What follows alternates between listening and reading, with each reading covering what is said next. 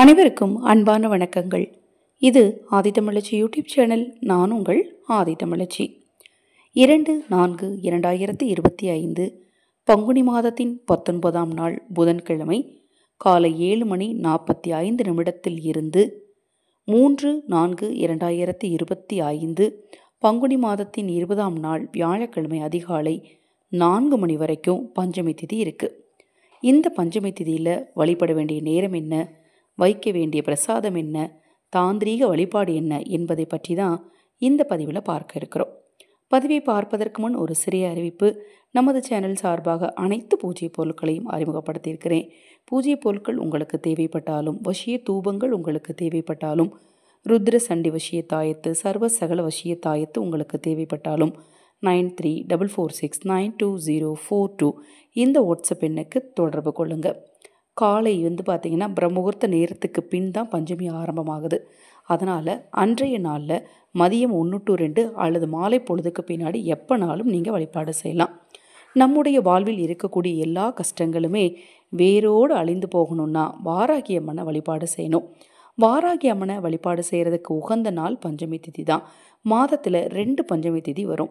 வளர்ப்பிறையில் பஞ்சமி திதியில் வாராகி தேவியை வழிபாடு செய்கிறது பார்த்திங்கன்னா எல்லா செல்வ வளங்களையும் வளர செய்யக்கூடியதாக இருக்கும். தேய்பிறையில் வரக்கூடிய பஞ்சமி திதியில் நீங்கள் வழிபாடு செய்கிறது உங்கள் வாழ்க்கையில் இருக்கக்கூடிய கஷ்டங்களையும் கடனையும் குறைக்கும். எதிரி தொல்லையிலிருந்து விடுபடலாம். இந்த பஞ்சமி திதியில் நீங்கள் வழிபாட்டு முறைக்கு என்ன செய்யணும் அப்படின்னு பார்த்தீங்கன்னா, உங்களுக்கு இருக்கக்கூடிய கடன் தீர்வதற்காக இருந்தாலும் சரி, குடும்ப பிரச்சனையாக இருந்தாலும் சரி, அது தீர்வதற்கு இந்த ஒரு எளிமையான சூட்சம பரிகாரத்தை செய்யுங்க. நீங்கள் வீட்டில் தேங்காய் தீபம் ஏற்ற போகிறீங்க அப்படின்னா, தேங்காயில் முக்கண் கொண்ட பகுதியில் 3 தீபத்தையும் இன்னொரு பகுதியில் 2 தீபத்தையும் ஏற்றுங்க. நெய் ஊற்றி தீபம் ஏற்றுறது ரொம்ப ரொம்ப சிறப்பு. நெய் தீபம் பார்த்திங்கன்னா உங்கள் வீட்டில் இருக்கக்கூடிய கஷ்டங்களையும் கடன்களையும் நிச்சயமாக போக்கும்.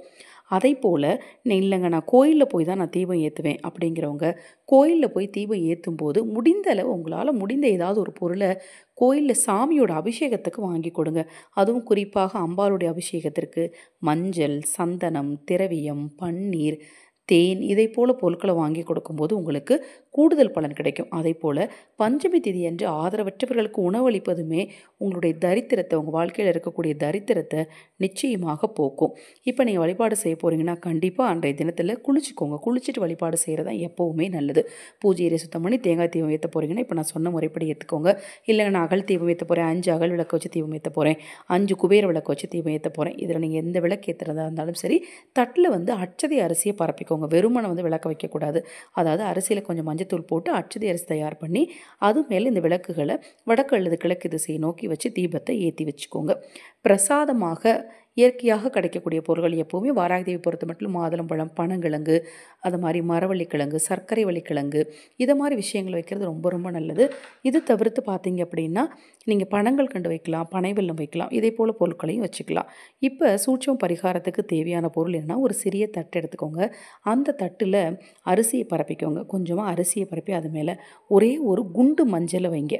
குண்டு மஞ்சள்னு சொல்லுவோம் இல்லையா, அந்த குண்டு மஞ்சள் ஒன்று வாங்கி அந்த குண்டு மஞ்சளுக்கு மேலே ஒரே ஒரு குங்குமம் பொட்டு வச்சுக்கோங்க. குங்குமம் பொட்டு வச்சுட்டு ஓம் வாராகி தேவியே போற்றி, ஓம் வாராகி தேவியே போற்றி எனும் மந்திரத்தை 111 முறை சொல்லுங்கள். அப்படி சொல்லும்போது உங்கள் மனக்குறைகள், உங்கள் பிரச்சனைகள், உங்கள் குடும்பத்தில் இருக்கக்கூடிய பிரச்சனைகள், தொழில் ரீதியான பிரச்சனைகள் எல்லாமே சரியாகணும், எதிரி தொல்லை சரியாகணும், கண்திஷ்டி தோஷங்கள் சரியாகணும்னு மனதார வாராகி தேவி வேண்டி அந்த மஞ்சக்கிழங்கு பொட்டு வச்சு அந்த மஞ்சக்கிழங்கு முன்னாடி உட்காந்து வழிபாடு செய்யுங்க. வழிபாடெல்லாம் செய்து முடித்த பிறகு அந்த மஞ்சக்கிழங்கை எடுத்து உங்கள் வீட்டில் பணம் வைக்கிற இடத்துல வச்சுக்கோங்க. அடுத்து வரக்கூடிய அமாவாசை அல்லது பௌர்ணமியில் அந்த மஞ்சக்கிழங்கு எடுத்து கொண்டு போய் ஓடும் நீரில் போட்டுருங்க, அல்லது கிணறு, குளம், ஏரி இதை மாதிரி நீர்நிலைகளில் போட்டுடலாம். இப்போ நான் சொன்ன இந்த எளிமையான சூட்சம பரிகாரத்தை நீங்களும் செய்யுங்க, மற்றவர்களுக்கும் சொல்லுங்கள். தொடர்ந்து நம்ம சேனலை பாருங்கள். இன்னும் எண்ணற்ற பதிவுகள் தொடர்ந்து வர காத்திருக்கு. அனைவருக்கும் எனது அன்பு வணக்கங்களை கூறி இந்த பதிவை நிறைவு செய்து கொள்கிறேன். வாராகி தேவியின் அருள் உங்களுக்கும் உங்கள் குடும்பத்தாருக்கும் நிச்சயமாக கிடைக்கும். நல்லதே நடக்கும்.